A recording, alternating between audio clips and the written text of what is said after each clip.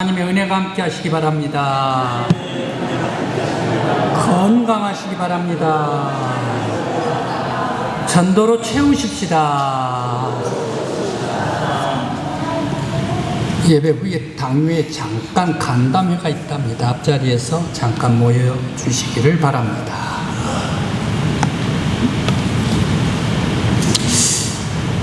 오늘날 우리들이 살아가고 있는 세대는 알림 세대인 것 같습니다. 스마트폰, 핸드폰을 새벽에 잠자리에서 들기만 하면 계속해서 새로운 뉴스가 업데이트됩니다. 그러면서 확인을 하는데 잠자리에, 저녁에 깊은 잠자리에 들 때까지 계속해서 알림이 쏟아지고 또 쏟아지는 그런 시대가 우리가 살고 있는 이 시대가 아닌가. 어떨 때는 띠링 하면서 주식하는 사람들, 주식의 알림장이 오기도 합니다. 또 아이들이 있는 그런 어머님들에게는 학교에서 아이들, 자녀들 앱이 있어가지고 그 앱 속에서 소식을 전하는 그런 학교의 자녀들 앱이 있습니다. 그렇게 하면서 자녀들에게 알려야 할 것, 이것을 어머님들도 함께 공유를 하고 있습니다. 그런가 하면 또 은행에서도 이 소식이 알려오네요.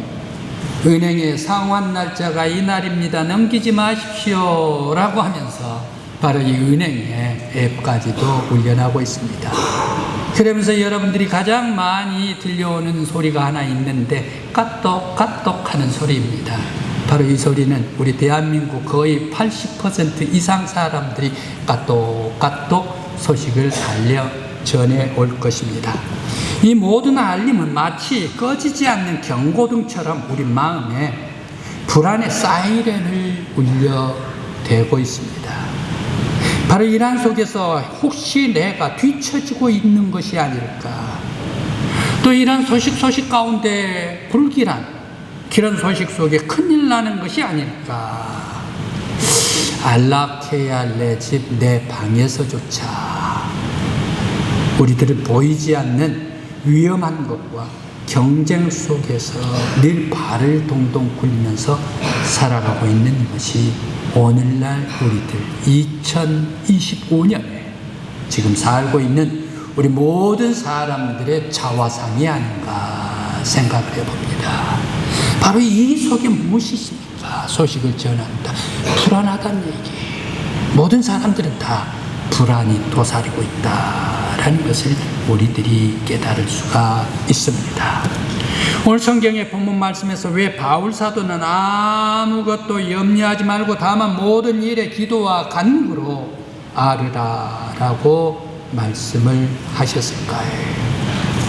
이미 우리들이 살고 있는 이 사회는 말씀드리는 것과 같이 염려와 불안이 마치 우리가 숨쉬고 있는 공기처럼 지속적으로 계속 우리를 둘러 감싸고 있는 것이 불안이요, 염려가 아닌가. 그런데 왜 이러한 공기처럼 우리 주변에 들어와 있는 것이 불안고 염려인데 왜 바울 사도는 아무것도 염려하지 말라라고 말씀을 하셨을까요? 세상 사람들 가운데 염려 없는 사람 누가 있겠습니까? 염려 없는 사람 한 사람도 아마 없을 것입니다.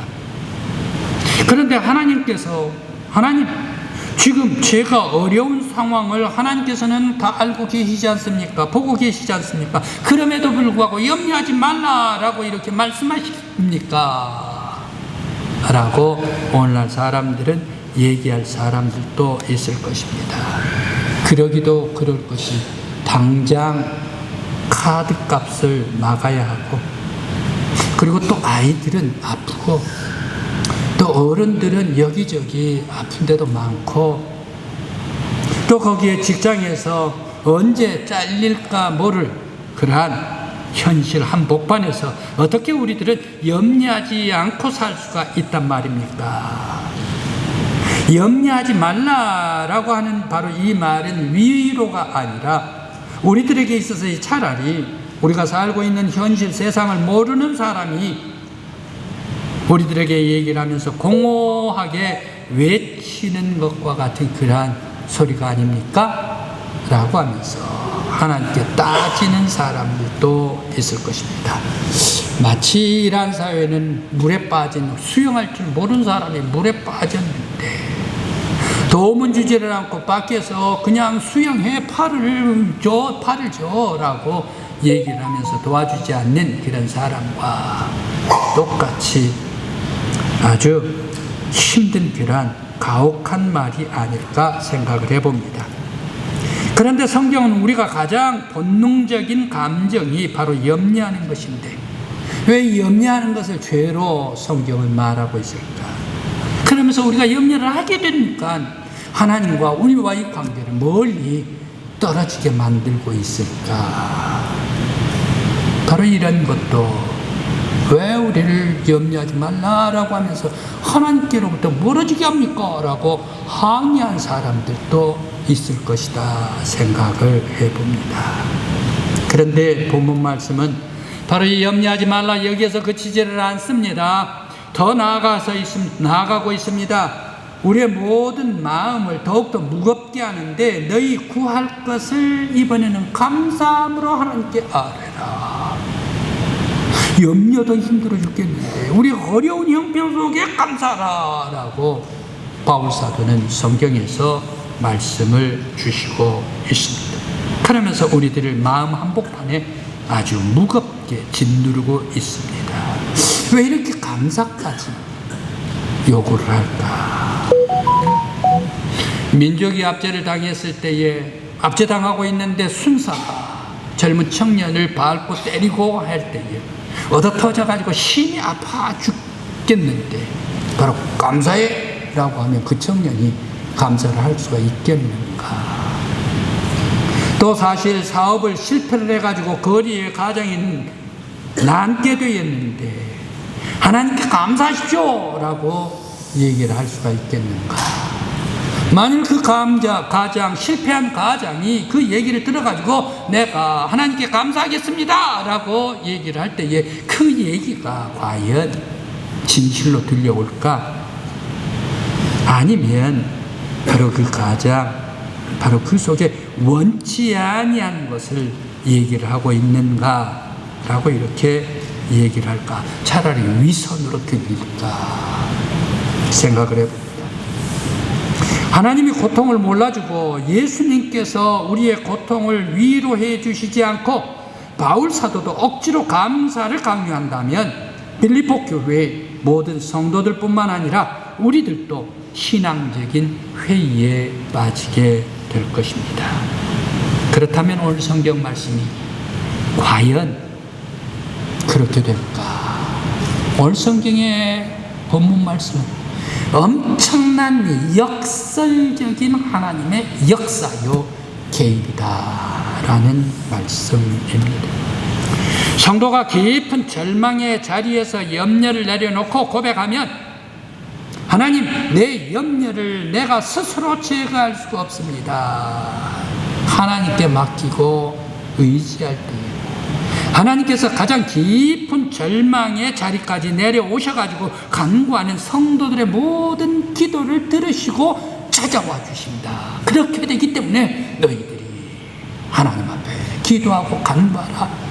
그러면서 우리들을 다 모든 아픔들, 염려를 다 극복하게 해주실, 져주실 하나님 앞에 감사하면서 기도하라 라고 말씀을 주시고 계시는 줄 믿습니다. 염려는 하나님만이 해결해 주실 수 있는 일입니다. 하나님께 두 팔을 벌리고 고백하면 하나님께서 성도들을 위해서 일하시기 시작을 하십니다. 하나님께 내 염려 다 맡기면 하나님 앞에 기도하면 더더군다나 감사하면서 하나님께서 다 해결해 주실 줄 믿습니다 라고 감사하면서 맡기고 기도할 때에 하나님께서 맡기는 이 기도, 하나님께 의지하고 두 손을 벌리면서 다 하나님께 맡길 때에 하나님께서는 가만히 계시겠는가? 맡긴 그 순간에 하나님께서 일하시기 시작한다라는 말씀입니다.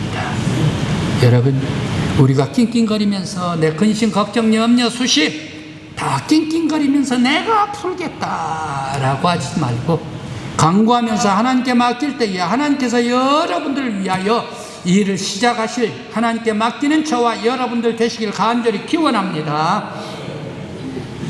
염려는 하나님께서 해결하십니다. 사람이 염려한다고 키를 한 자나 늘릴 수가 있겠는가? 사람이 염려를 한다고 해서 염려가 사라질 수가 있겠는가? 사람들의 염려는 그런 것 같아요.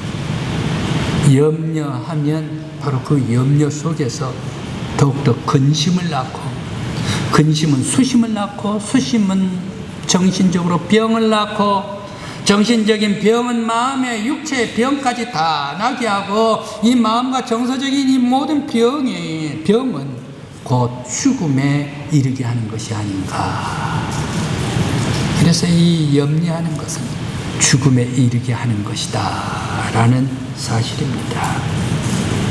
그렇게 해서 우리들은 어떻습니까? 성경 말씀 마태복음 6장 33절 말씀에 이렇게 말씀을 하십니다. 그러므로 내일 일을 위하여 염려하지 말라. 내일 일은 내일 염려할 것이요 한날의 괴로움은 그날의 족하니라. 염려하지 말라. 사람들 염려하지 말라. 염려하지 말고 하나님께 기도하면서 맡기라 라고 우리 예수님께서 말씀 주시는 줄 믿습니다. 사람의 염려는 예수님께서 지실 때에 사람의 염려가 가벼워집니다. 사람의 걱정, 불안, 이 모든 것들은 하나님께서 다 담당해 주실 때에 사라지고 해결될 수가 있는 줄 믿습니다. 우리의 염려를 가볍게 하신 예수님에게, 그리고 우리의 모든 근심을 다 사라지게 하시는 하나님께 염려를 맡길 수 있는 저와 여러분들 되시길 간절히 기원합니다. 염려를 주님께 맡김으로 말미암아 염려, 수심, 걱정에서 벗어난 사람들의 얘기가 성경에는 많이 있습니다. 다윗 임금님도 시편 23편에서 시를 지으면서 시로서 기도할 때에 내가 사망의 음침한 골짜기로 간다 할지라도 주께서 내 원수에 나를 주께서 주의 지팡이로 막대기로 건져주시고 원수의 상에서 내 상을 베푸시고 원수 앞에서 내 잔이 넘치게 해주십니다 라고 다윗도 고백을 하고 있습니다. 모세도 마찬가지, 여호수아도 마찬가지, 한나도 마찬가지, 모든 사람들 다 하나님 앞에 무거운 염려, 근심을 내어 맡길 때에 하나님께서 다 해결해 주시고 위대한 하나님의 평강을 그들에게 주신 줄 믿습니다. 바로 그 사람 중에 한 사람, 바울이 있습니다. 바울. 빌립보에 가가지고 전도를 합니다. 전도를 하는데 열심히 빌립보 거리마다 시장 저자마다 찾아다니면서 예수 그리스도는 하나님의 아들입니다. 예수님께서는 죽으셨습니다. 다시 살아나셨습니다. 부활하셨습니다. 하나님의 아들이 되셨습니다. 그 예수가 우리의 구세주이십니다. 여러분들 이 부활의 예수를 믿으시기 바랍니다 라고 거리마다 전도하러 다녔습니다. 그런데 빌립보에 한 여자가 쫓아옵니다. 뒤따라오면서 방해를 합니다. 바로 이 바울은 하나님의 큰 사람입니다 라고 바울 사도가 외치기도 전에 자기가 여자가 방해를 하고 더 먼저 외쳐버립니다. 바로 이 사람은 어떤 사람입니까? 정신이 실성한 사람입니다. 귀신 들린 사람입니다. 그래서 바울 사도가 전도를 하는데 무척 방해를 받았습니다. 바울 사도가 바로 그 여자의 들어있는 귀신을 내쫓아버렸습니다. 예수의 이름으로 명하니 악한 악귀 귀신아 물러가라 말씀하시고 귀신을 뽑아내버렸습니다. 뽑아내니까 그 여인은 어떻게 돼요? 정신이 올바른 사람이 되었습니다. 건강한 사람이 되었죠. 아주 깨끗한 사람이 되었죠. 문제는 바로 그 뒤에 있습니다. 바로 이 여자가 귀신 들려가지고 점을 치게 해가지고 돈을 버는 뒤에 포주가 있었습니다. 이 포주는 어떻게 돼버립니까? 내가 쓴 이 여자 점을 더 이상 못 치게 되니까 내가 점을 쳐가지고 돈 벌게 되었는데 내 돈, 내 사업이 전부 다 날아가 버렸단 말이야 라고 해가지고 이 포주가 화가 나가지고 빌립보 성의 높은 관리들한테 고발을 해버리고 말았습니다. 관리들은 바울 사도가 어떤 사람인가 로마인인가 알지도 못하고 그냥 때리면서 아주 으깨어놓고 그러면서 투옥시켜버리고 말았습니다. 아마 이 짓을 하고 있는 포주한테 상관들이, 이 관리들이 돈을 많이 받았던 모양이에요. 그러니까 즉각 고발하니까 즉각 구속해버리고 투옥시켜버리고 말았습니다. 바로 이때 바울 사도 너무너무 얻어 터져가지고 아프고 쓰리고 힘들고 지치고 그럼 억울하고 그렇게 해가지고 처음에 눈물을 흘립니다. 이 감옥 안에서 눈물을 흘린데 처음 눈물은 아프고 억울해서 눈물을 흘렸을 것입니다. 그런데 그 속에서 신라와 함께 예배드리게 됩니다. 찬양하게 됩니다. 기도하게 됩니다. 그러면서 점점 예배를 드리고 있는데 바울이 사람이 확 변하게 됩니다. 은혜를 받았습니다. 세상에 하나님께 예배를 드리는데 감사의 찬양이 옵니다. 감사의 기도가 나옵니다. 울면서 주님이시여, 하나님이시여, 옛날에는 내가 예수 믿는 사람을 때리고 짓이기고 그러면서 감옥에다가 투옥을 시킨 사람이 아닙니까? 그런데 지금은 오히려 내가 예수 그리스도를 전파를 하다가 이렇게 얻어터지고 으깨지고 예수, 부활하신 예수 하나님이십니다. 이것을 증거하게 해주셨기 때문에 투옥되더라도 오히려 감사합니다 라고 예배를 드리면서 은혜를 받고 찬양으로 감사 기도를 올렸습니다. 이 감사 기도를 올리다가 보니까 하나님께 받은 은혜, 예수님께 받은 사랑이 너무너무 크고 오묘해요. 눈물을 흘리면서 감사했습니다. 처음 바울 사도의 눈물은 쓰리고 아픔의 억울함의 눈물이었습니다. 예배를 드리고 기도를 하다가 보니까 은혜를 받아가지고 점점 바뀌어가지고 감사의 찬양, 은혜의 눈물로서 하나님께 예배를 드리더라. 눈물로서 감격하면서 예배를 드릴 때에 다른 사람들이 받지 못하는, 비록 감옥에 있다 하더라도, 비록 투옥됐더라도 하나님의 평강이 바울 사도에게 감사 주실 때에 평화가 임하는, 영혼 속에 평강이 임하는 바울 사도가 되었더라. 성도 여러분, 염려를 다 주님께 맡길 때에 하나님께서 다 걷어가신 줄 믿습니다. 근심 걱정 다 예수 앞에 다 내어 맡길 때에 바로 예수님께서 우리의 모든 근심 걱정을 다 해결해주고 하나님의 평강을 주시는 줄 믿습니다. 우리 성도 여러분, 여러분들도 다 함께 우리의 염려를 주님께 맡길 때에 하나님의 평강이 여러분들의 영혼 위에 충만히 임하시기를 간절히 기원합니다. 그래서 참된 하나님께서 바라보기에 아름다운 성도, 우리 강곡교회 성도들 되시기를 간절히 기원합니다.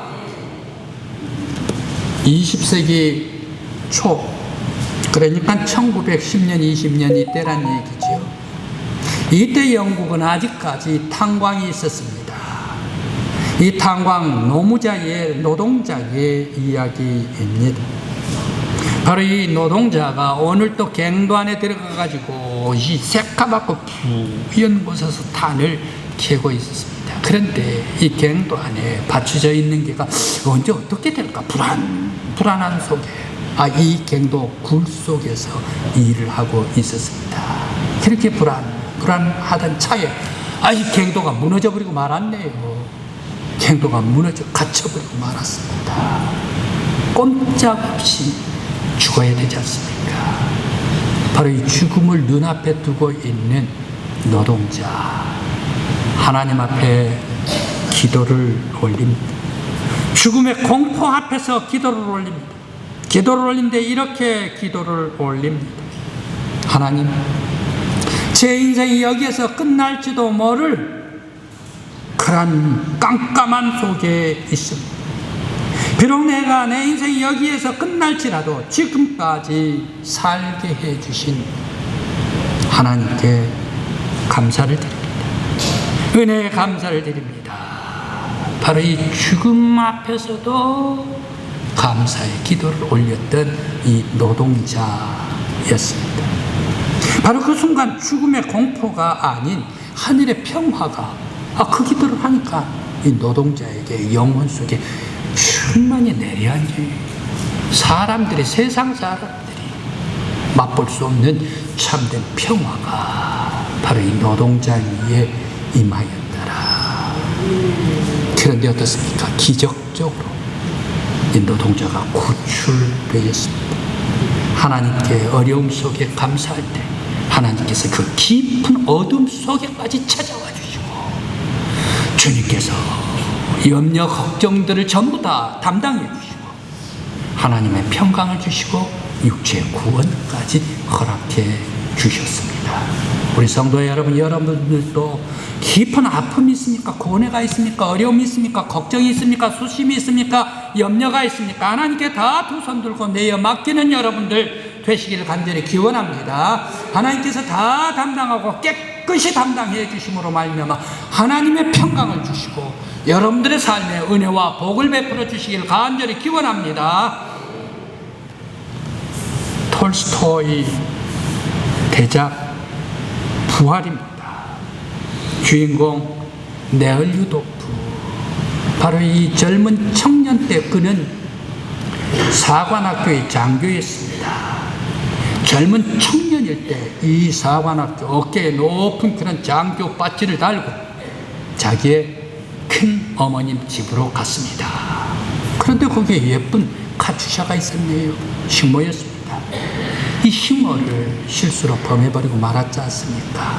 책임을 지지를 않았습니다. 네얼유도프는 어떤 사람입니까? 높은 사람입니다. 높은 사람 어떤 사람입니까? 공작입니다. 공작이면 어떻습니까? 러시아 황제의 가족이다. 먼 가족이다 라는 얘기입니다.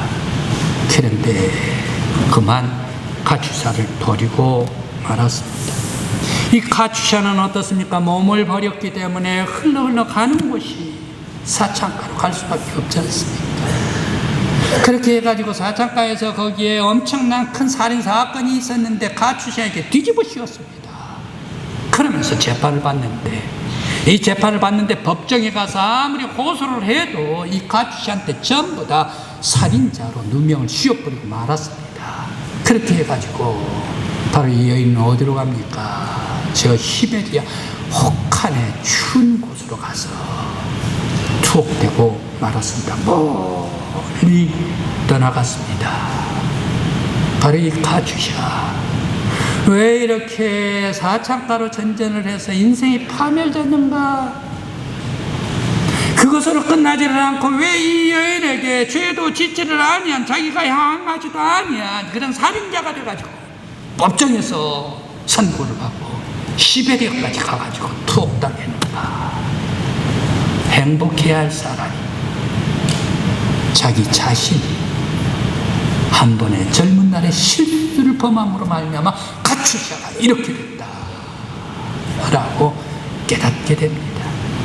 성경을 보고 네얼유도 공자가 성경을 보면서 예수님의 진실한 말씀을 발견을 합니다. 예수님의 진실한 말씀에 성령님께서 취하게 역사해 주셨습니다. 성경이 바로 보입니다. 예수님에 따라 거룩한 삶을 살아야 된다. 그러면서 영원히 기도할 때에 예수의 삶을 살아야 되겠다. 내가 잘못했구나. 카투샤를 따라서 저 시베리아까지 투옥된 곳까지 찾아와가지고 해결의 방법을 모색합니다. 그러면서 황제에 탄원하기도 하고 그러면서 그곳까지 와서 카투샤를 도와줍니다. 결국에 카투샤는 나오게 되지요. 나오게 되는데 공작이 청혼을 합니다. 결혼을 청혼을 합니다.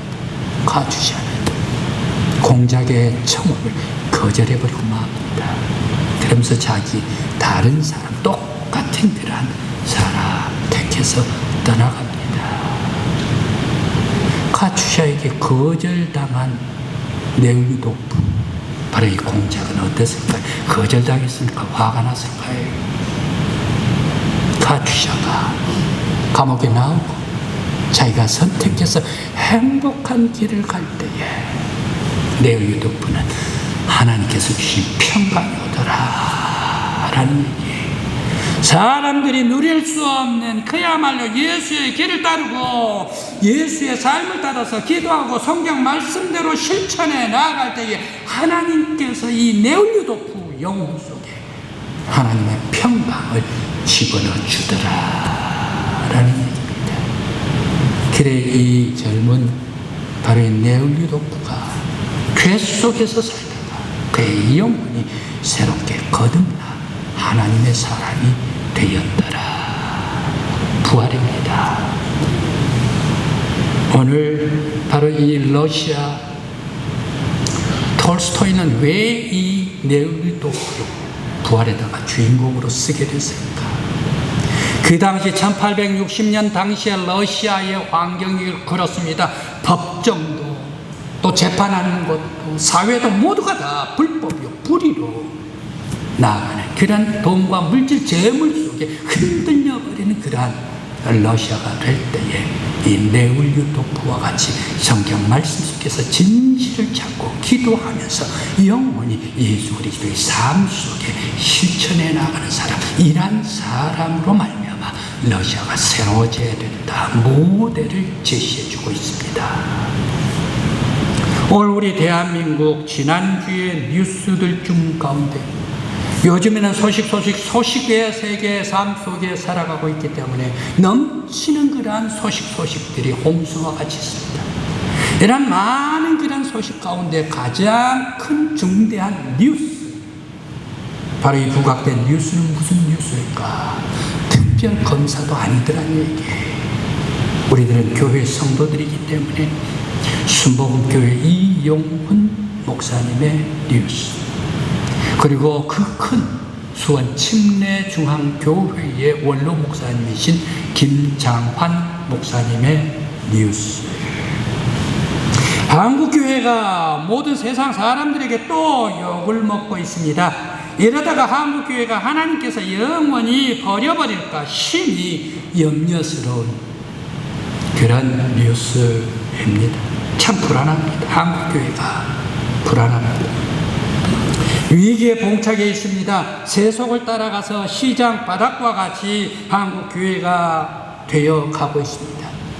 마치 바벨론을 채찍으로 삼아가지고 심판하는 것과 같이 바로 그러한 한국 교회가 오늘날의 우리의 모습이 아닐까 심히 매를 맞을까 두렵습니다. 한국 교회가 감사와 기도와 거룩을 그리고 정의와 구제와 진리를 버리고 부와 위선과 불의의 부당함으로 야합할 때에 세상의 재판에 걸려버리고 말았습니다. 불안하고 위태한 한국교회의 아모스가 다림줄을 들고 있는 것과 같이 바로 이 하나님의 진리와 공의와 거룩과 기도의 십자가로 회복돼야 합니다. 우리들은 다림줄을 하나님께서 쥐고 계시는 줄 모릅니다. 다림줄은 올곧게 90도입니다. 조금만 삐딱한다든지 많이 멀어진다든지 하면 반드시 하나님의 심판이 오게 될 것입니다. 우리 한국교회는 오늘 바로 지금 이 순간에 모든 교회와 성도들이 기도해야 할 때입니다. 바로 이 기도 최후의 기회를 주시고 계시지 않는가 심히 두렵습니다. 마지막 기회를 주실 때에 거룩과 진리와 정의와 구제와 사랑을 예수 안에서 회복시키는 우리 한국교회 우리 성도들이 되어야 할 줄 믿습니다. 그래서 바로 때는 지금입니다. 하나님이 거룩함으로 우리 한국교회에 임하도록 기도함으로 말미암아 주님께 모든 것을 맡기고 나아갈 때에 우리 하나님께서는 버리지 아니하시고 하나님께서 책임지시고 우리의 모든 염려와 불안을 다 걷어내주시고 하나님의 평강으로 채워주실 줄 믿습니다.